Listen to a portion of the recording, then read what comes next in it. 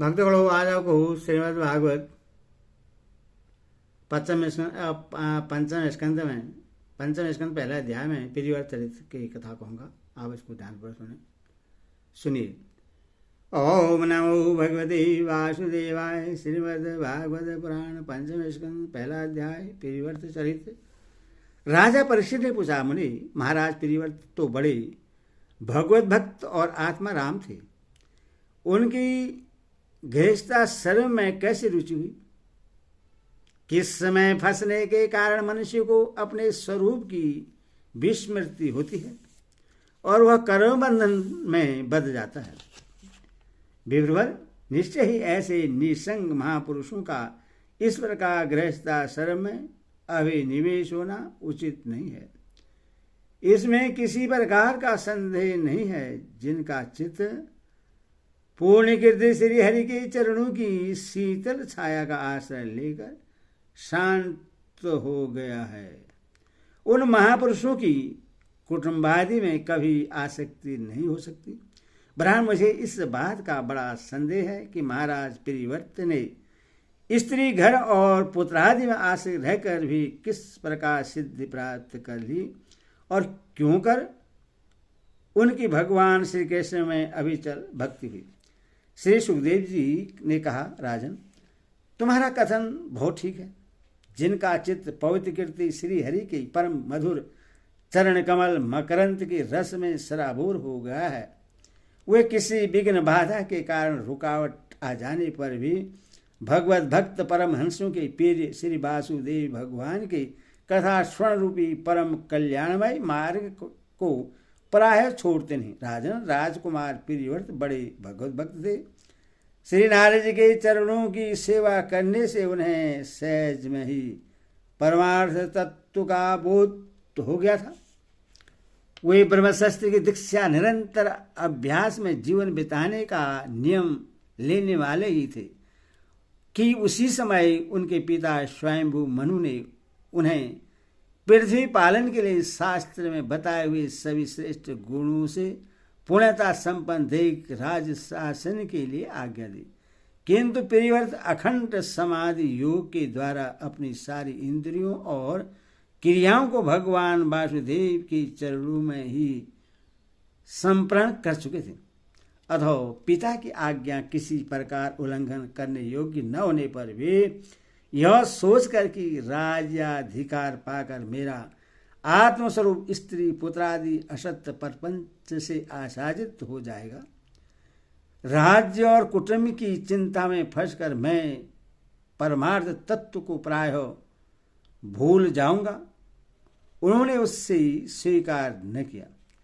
आदिदेव स्वयं भगवान वर्मा जी को निरंतर इस गुणमय प्रपंच की वृद्धि का ही विचार रहता है।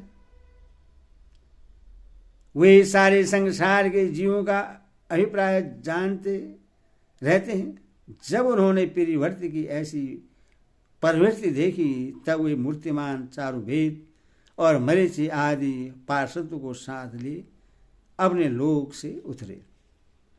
आकाश में जहां तहां विमानों पर चढ़े हुए इंद्र आदि प्रधान देवताओं ने उनका पूजन किया तथा मार्ग में टोलियां बांधकर आए हुए सिद्ध गर्दभ साधिचारण्य और मुनिजन ने स्तवन किया। इस प्रकार जगह जगह आदर सम्मान पाते थे। वे साक्षात नक्षत्र नाथ चंद्रमा के समान गंधमादन की घाटी को प्रकाशित करते हुए पिरिवर्त के पास पहुंचे। पिरिवर्त को आत्मविद्या का उपदेश देने के लिए वहां नारद जी भी आए हुए थे। वर्मा जी के वहां पहुंचने पर उनके वाहन हंस को देखकर देवर्षि नारद जान गए कि हमारे पिता भगवान वर्मा जी पधारे हैं। अतः वे स्वयंभू मनु और पिरिवर्त के से तुरंत खड़े हो गए और सबने उनको हाथ जोड़कर प्रणाम किया। परीक्षित, नारद जी ने उनकी अनेक प्रकार से पूजा की और सुमधुर वचनों से उनके गुण और अवतार की उत्कृष्टता का वर्णन किया। तब आदिपुरुष भगवान वर्मा जी ने पिरिवर्त की ओर मंद मुस्कान युक्त दया दृष्टि से देखते हुए इस प्रकार कहा। श्री ब्रह्मा जी ने कहा, बेटा मैं तुमसे सत्य सिद्धांत की बात कहता हूं, ध्यान देकर सुनो। तुम्हें अप्रेमेय श्री हरि के प्रति किसी प्रकार की दो दृष्टि नहीं रखनी चाहिए। तुम्हें क्या हम महादेव जी, तुम्हारे पिता स्वयंभू मनु और तुम्हारे गुरु ये महर्षि नारद भी विवश होकर उन्हीं की आज्ञा का पालन करते हैं। उनके विधान को कोई भी देहधारी न तो तप, विद्या, योग बल या बुद्धि बल से, न अर्थ या धर्म की शक्ति से और न स्वयं या किसी दूसरे की सहायता से ही टाल सकता है। पेरिवर उसी अव्यक्त ईश्वर के दिए हुए शरीर को सब जीव जन्म मरण, शोक, मोह, भय और सुख दुख का भोग करके तथा कर्म करने के लिए सदा धारण करते हैं। वह जिस प्रकार रस्सी से ही नथा हुआ पशु मनुष्य का बोझ ढोता है, उसी प्रकार परमात्मा की वेदवाणी रूप बड़ी रस्सी में सत्वादि गुण, सत्वादिक आदि कर्म और उनकी ब्रह्मादि वाक्यों की मजबूत डोरी से जकड़े हुए हम सब लोग उन्हीं की इच्छा अनुसार कर्म में लगे रहते हैं और उनके द्वारा उनकी पूजा करते रहते हैं। हमारे गुण और कर्म के अनुसार प्रभु ने हमें जिस योनि में डाल दिया है उसी को स्वीकार करके वे जैसी अवस्था में रखते हैं उसी के अनुसार हम सुख या दुख भोगते रहते हैं। हमें उनकी इच्छा का उसी प्रकार अनुसरण नहीं करना पड़ता जैसे किसी अंधे को आंख वाले पुरुष का। मुक्त पुरुष भी पारबंध का भोग करता हुआ भगवान की इच्छा के अनुसार अपने शरीर को धारण करता ही है। ठीक वैसे जैसे मनुष्य की निद्रा टूट जाने पर भी स्वप्न में अनुभव किए हुए पदार्थों का स्मरण होता है, इस अवस्था में भी उसको अभिमान नहीं होता और विषय वासना के जिन संस्कारों के कारण उसका दूसरा जन्म होता है उन्हें वह स्वीकार नहीं करता। जो पुरुष इंद्रियों के वशीभूत है वह वन में विचरण करता रहे तो भी उससे जन्म मरण का भय बना ही रहता है, क्योंकि बिना जीते हुए मन और इंद्रिय रूप उसके 6 शत्रु कभी उसका पीछा नहीं छोड़ते। जो बुद्धिमान पुरुष इंद्रियों को जीतकर अपनी आत्मा में ही रमण करता है उसका गृहस्थाश्रम भी क्या बिगाड़ सकता है। जिससे इन 6 शत्रुओं को जीतने की इच्छा हो वह पहले घर में रहकर ही उनका अत्यंत निरोध करते हुए अब उन्हें बस में करने का प्रयत्न करे। किले में सुरक्षित रहकर लड़ने वाला राजा अपने प्रबल शत्रु को भी जीत लेता है। फिर जब इन शत्रुओं का बल अत्यंत क्षीण हो जाए तब विद्वान पुरुष इच्छानुसार विचर सकता है। तुम यदि भी श्री कमलनाथ भगवान के चरण कमल की काली रूप किले के आश्रय रहकर इन 6 शत्रुओं को जीत चुके हो तो भी पहले उन पुराण पुरुष के दिए हुए भोगों को भोगो, इसके बाद निसंग होकर अपने आत्म स्वरूप में स्थित हो जाना। श्री सुखदेव जी कहते हैं, जब त्रिलोकी गुरु श्री वर्मा जी ने इस प्रकार कहा तो परम भागवत परिवर्तन छोटे होने के कारण नर्मता से सिर झुका लिया और जो आज्ञा ऐसा कहकर बड़े आदरपूर्वक उनका आदेश शिरोधार्य किया। तब स्वयं भू मनु ने प्रश्न होकर भगवान ब्रह्मा जी की विधिवत पूजा की। इसके पश्चात मन और वाणी के अविषय अपने आश्रम तथा सर्व व्यवहारातीत परम ब्रह्मा का चिंतन करते हुए अपने लोक को चले गए। इस समय पेरिवर्त और चंद्रमा नारद जी सरल भाव से उनकी ओर देख रहे थे। मनु जी ने इस प्रकार ब्रह्मा जी की कृपा से अपना मनोरथ पूर्ण हो जाने पर देवर्षि नारद की आज्ञा से पिरिवर्त को संपूर्ण भूमंडल की रक्षा का भार सौंप दिया और स्वयं विषय रूपी विषैले जल से भरे हुए गृहस्थाश्रम रूपी दुस्तर जलाशय की भोगेच्छा से निवृत्त हो गए। अब पृथ्वीपति महाराज पिरिवर्त भगवान की इच्छा से राज शासन के कार्य में नियुक्त हुए, जो संपूर्ण जगत को बंधन में से छुड़ाने में अत्यंत समर्थ हैं। उन आदि पुरुष भगवान के चरण युगल का निरंतर ध्यान करते रहने से यदि भी उनके राग आदि सभी मल नष्ट हो चुके थे और उनका हृदय भी अत्यंत शुद्ध था, तथापि बड़ों का मान रखने के लिए वे पृथ्वी का शासन करने लगे। तदनंतर उन्होंने प्रजापति विश्वकर्मा की पुत्री बहिष्मति से विवाह किया। उससे उनके 10 पुत्र हुए। वे सब उन्हीं के समान शीलवान, गुणी, कर्मनिष्ठ, रूपवान और पराक्रमी थे। उनसे छोटी ऊर्जस्वस्ति नाम की कन्या भी हुई। पुत्रों के नाम आग्निध्र, ईदमजिह, यज्ञबाहु, महावीर, हिरण्यरेता, घृतवृष्ट, श्रवण, मेधातिथि, विधिहोत्र और कवि थे। ये सब नाम अग्नि के भी हैं।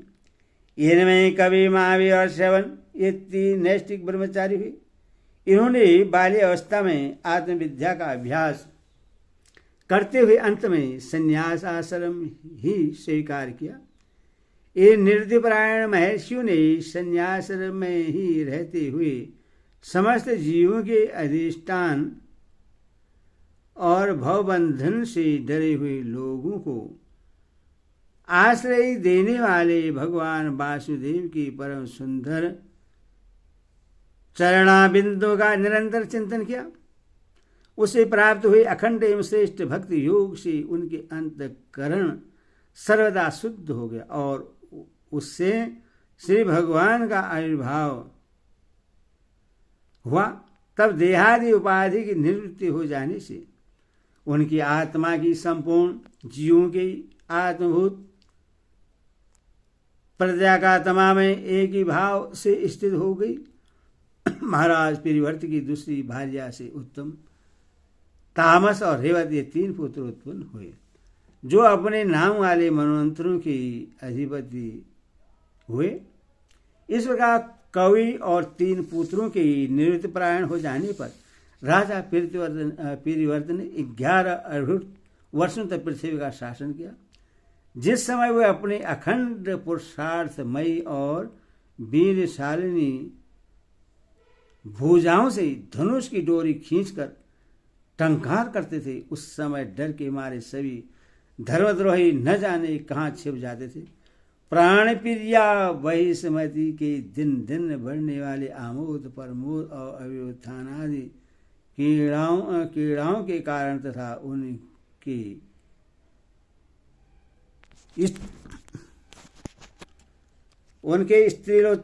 स्त्रीजनोचित हाव भाव, लज्जा से सकुच मंदहास युक्त चितवन और मन को भाने वाले विनोद आदि से महामना प्रेरित विवेकहीन व्यक्ति की भांति आत्मविशेष होकर सब भोगों को भोगने लगे, किंतु वास्तव में ये उनमें आसक्त नहीं थे।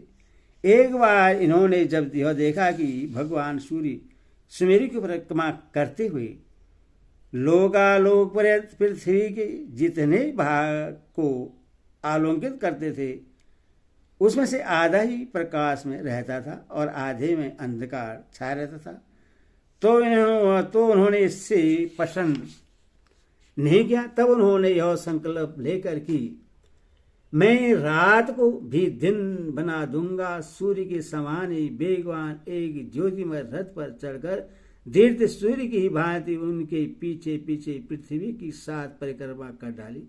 भगवान की उपासना से इनका अलौकिक प्रभाव बहुत बढ़ गया था। उस समय इनके रथ के पहियों से जो लीकें बनी वे ही 7 समुद्र हुए। इनमें पृथ्वी में 7 द्वीप हो गए। उनके नाम कर्मश जम्बू, पलस, सालमली, कुश, क्रोच, शाग और पुष्कर द्वीप है।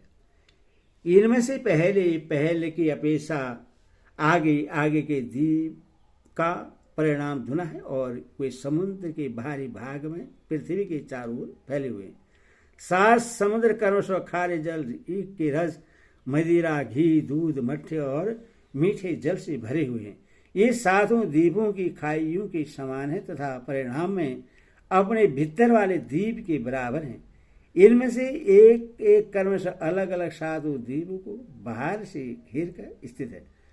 बहिष्मधिपति महाराज प्रियव्रत ने अपने अनुगत पुत्र आग्निद्र, इदमजिह, यज्ञबाहु, हिरण्यरेता, धृतपृष्ठ, मेधाति तथा वितिहोत्र में से क्रमश एक एक को उक्त जम्बू आदि द्वीपों में से एक एक का राजा बनाया। उन्होंने अपनी कन्या ऊर्जस्वती का विवाह शुक्राचार्य से किया। उसी से शुक्र कन्या देवयानी का जन्म हुआ। राजन, जिन्होंने भगवत चरणाबिंदु की रज के प्रभाव से शरीर के भूख, प्यास, शोक, मोह और जरा मृत्यु इन 6 गुणों को अथवा मन के सहित 6 इंद्रियों को जीत लिया है, उन भगवत भक्तों का ऐसा पुरुषार्थ होना कोई आश्चर्य की बात नहीं है, क्योंकि वर्ण, बहिष्कृत, चंडाल आदि नीच योनियों का पुरुष भी भगवान के नाम का केवल एक बार उच्चारण करने से तत्काल संसार बंधन से मुक्त हो जाता है। इस प्रकार अतुलनीय बल पराक्रम से युक्त महाराज प्रियव्रत एक बार अपने को देवर्षि नारद के चरणों की शरण में जाकर भी पुनः देवस प्राप्त हुए प्रपंच में फंस जाने से अशांत सा देख मन ही मन विरक्त होकर इस प्रकार कहने लगे, अहो बड़ा बुरा हुआ, मेरी विषय लोलुप इंद्रियों ने मुझे इस अविद्याजनित विषय विषम विषय रूप अंधकूप में गिरा दिया। बस बहुत हो लिया। हाय, मैं तो स्त्री का कीड़ा मृग ही बन गया। उसने मुझे बंदर की भांति नचाया। मुझे धिक्कार है। इस प्रकार उन्होंने अपने को बहुत कुछ बुरा भला कहा। परमाराध्य श्री हरि की कृपा से उनकी विवेक वृत्ति जागृत हो गई। उन्होंने यह सारी पृथ्वी यथा योग्य अपने अनुगत पुत्रों को बांट दी और जिसके साथ उन्होंने तरह तरह के भोग भोगे थे, उस अपनी राज रानी को साम्राज्य लक्ष्मी के सहित मृत देह के समान छोड़ दिया तथा हृदय में वैराग्य धारण कर भगवान की लीलाओं का चिंतन करते हुए उसके प्रभाव से श्री नारद जी के बतलाए हुए मार्ग का पुनः अनुसरण करने लगे। महाराज प्रियव्रत के विषय में निम्नलिखित लोकोक्तियां प्रसिद्ध हैं। राजा प्रियव्रत ने जो कर्म किए उन्हें सर्वशक्तिमान ईश्वर के सिवा और कौन कर सकता है। जिन्होंने रात्रि के अंधकार को मिटाने का प्रयत्न करते हुए अपने रथ के पहियों से बनी हुई लीकों में से 7 समुद्र बना दिए, प्राणियों के सुविहिते के लिए, जिससे इनमें परस्पर झगड़ा न हो, द्वीपों के द्वारा पृथ्वी के विभाग किए और प्रत्येक द्वीप में अलग अलग नदी, पर्वत, वन आदि से उसकी सीमा निश्चित कर दी। वे भगवत भक्त नारादि के प्रेमी भक्त थे। उन्होंने पातालोक के, देवलोक के, मृतलोक के तथा कर्म योग की शक्ति से प्राप्त हुए ऐश्वर्य को भी नरक तुल्य समझा था। हरि ओम तत्सत। हरि ओम।